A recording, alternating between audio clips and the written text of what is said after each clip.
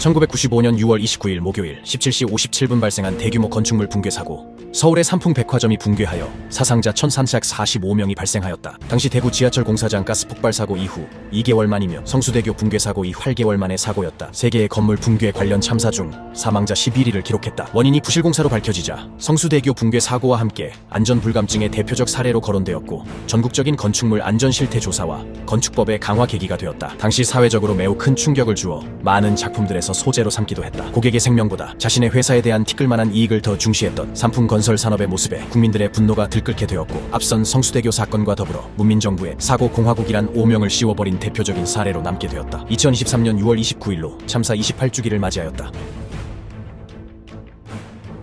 원래 삼풍백화점은 삼풍랜드라는 이름으로 바로 옆에 있던 삼풍아파트 주민들을 위한 대단지 종합상가로 설계되어 우성건설에서 시공을 맡는 것으로 최초 발주가 되어 공사가 진행되었다. 거의 완공에 가까워질 무렵 건축주 이주는 건물 용도를 돌연 백화점으로 변경하고 시공사에 원래 예정돼 있었던 4층 위에 1층을 더 얹어 도합 5층으로 건물을 시공할 것을 요구했지만 시공사인 우성건설 측은 붕괴 위험성을 이유로 증축을 거부했다. 이에 이주는 결국 우성건설과의 시공 계약을 중도에 파기시키고 본인의 운영사인 삼풍건설 산업이 시공을 이어가게끔 했다. 사실 백화점과 같은 복합 건물은 설계 변경 시 구조 전문가의 검토가 필수적인, 이주는 그저 수익을 얻을 요량으로 건물의 안전성도 무시한 채 독단적으로 구조 설계를 변경해버린 것이다. 삼풍백화점은 무량판 구조로 대들보가 없이 바닥이 직접 기둥으로 하중을 전달하는 구조로 설계되었는데, 실제로는 지판 두께도 충분하지 않았으며 일부 기둥은 지판 자체가 없어서 바닥과 기둥의 철근 연결도 제대로 되지 않았다. 게다가 삼풍백화점은 기둥들의 지름을 25% 정도 깎기도 했으며 몇몇은 용도에 따라 없애기까지 했다. 또한 에스컬레이터에 방화벽을 설치하기 위해 마치 피자 조각을 하나 떼어내 기둥의 4분의 1을 자르거나 깎아내기도 했다.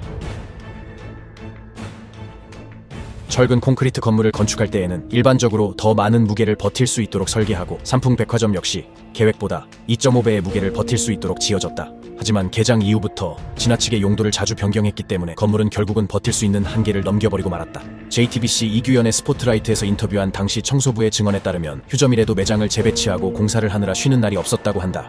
부실공사도 문제였지만 건물의 상가 배치는 상당히 기형적으로 된 탓에 보다 더 심각했다. 불법 증축으로 추가된 5층은 개점 초기에는 비교적 바닥 무게가 가벼운 롤러장을 설치할 예정이었다. 하지만 롤러장은 고급스러운 백화점의 이미지와 맞지 않는다는 백화점의 입장 때문에 롤러장 설치는 정역 취소되고 식당가가 대신 들어섰다. 이 때문에 무게가 무거운 냉장고 및 주방기기들과 세라믹 식기들이 들어섰다. 사실상 이렇게만 해도 원래의 롤러장보다 1제곱미터당 하중이 360kg 이상이 추가되는데, 5층의 면적이 한두 평도 아니고 6710제곱미터이니 무려 2415톤이 추가된 것이다. 이게 얼마나 무겁냐면 자동차 1대의 무게가 1톤이니 5층에 자동차가 2415대가 동시에 들어온 것이고, 성인이라면 무려 34,510명이 추가된 것이다.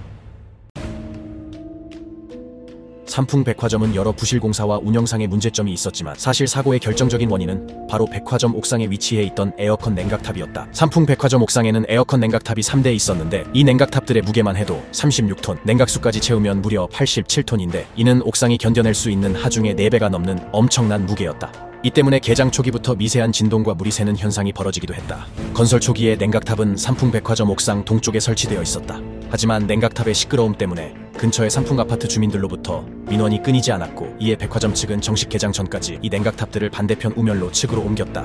1대당 12톤이나 되는 냉각탑이 옮겨지는 도중 옥상 바닥과 지지 구조물에 엄청난 압력을 줬고, 특히 건물의 지주 부분에 큰 충격이 가해졌다. 또한 개장 이후 냉각탑에서 발생한 진동은 옥상을 비롯한 5층 구조물에 지속적으로 전달되어 갈라짐을 발생시켰다.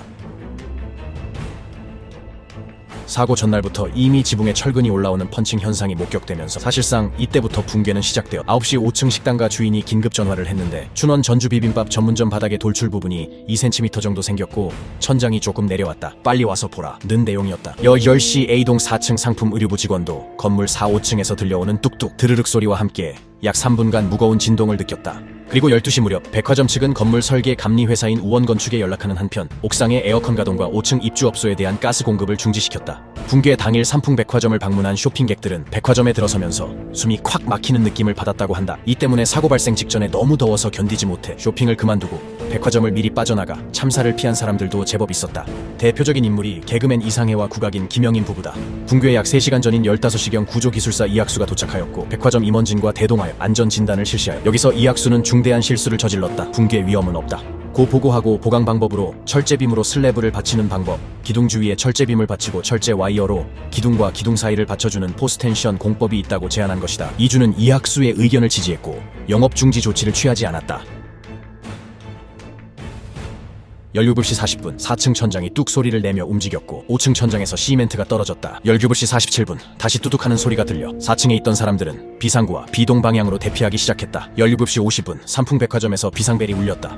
17시 51분 옥상의 무게를 이기지 못한 5층의 뒤틀림이 가속화되어 균열이 실시간으로 번지고 곳곳에서 흙먼지가 뿜어져 나왔다. 완전 붕괴의 20초 전 지주 부분의 5층 슬래브가 4층 바닥으로 완전히 주저앉았고 이 충격으로 4층부터 지하 3층까지 연쇄적으로 붕괴하는 수직 붕괴가 일어났다. 결국 1995년 6월 29일 17시 57분 삼풍백화점 옥상으로부터의 붕괴 시작 5분 만에 땅을 향해 완전히 주저앉고 말았다.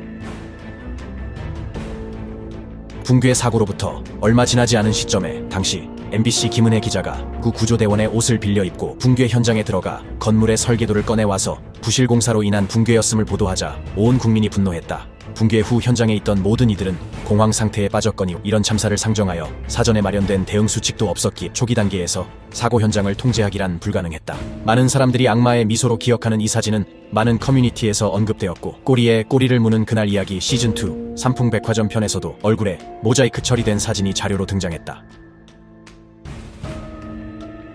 1996년 11월 대상그룹이 서울시의 부지 매각 공개 입찰로 삼풍백화점이 자리 잡았던 부지를 낙찰받았다. 현재는 아크로비스타라는 주상복합 아파트가 건축되어 있다. 이곳에 거주 중인 국민의힘 윤석열 대통령 후보가 대통령으로 당선되면서 경호 및 경비가 강화되었다. 아크로비스타 A동의 지하 상가에서 오래 살아본 주민에 따르면 지하에서 한기를 느꼈다고 한다. 때문에 교회나 절에서 엑소시스트가 정기적으로 온다고 하며 특히 신기가 있어 귀신을 볼 수 있는 사람들이 하나같이 원하니 가득한 귀신들이 잔뜩 보인다고 했다.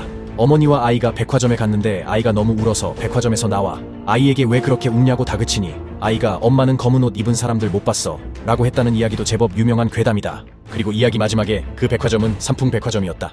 는 말이 붙는다. 다시는 삼풍백화점 같은 건물을 지으려는 시도가 절대로 있어선 안 될 것이나 대한민국에서 실제로 철근의 50%만 사용해서 지으려던 인천 청라 푸르지오가 발각되었다. 2022년 1월에는 대한민국에서도 이런 탐욕이 부른 광주 화정 아이파크 붕괴 사고와 2023년 4월에 검단 신도시 아파트 건설 현장 붕괴 사고가 일어나고 말았다. 영상 시청해주셔서 감사합니다. 재밌게 보셨다면 구독과 좋아요, 알람 설정까지 부탁드립니다.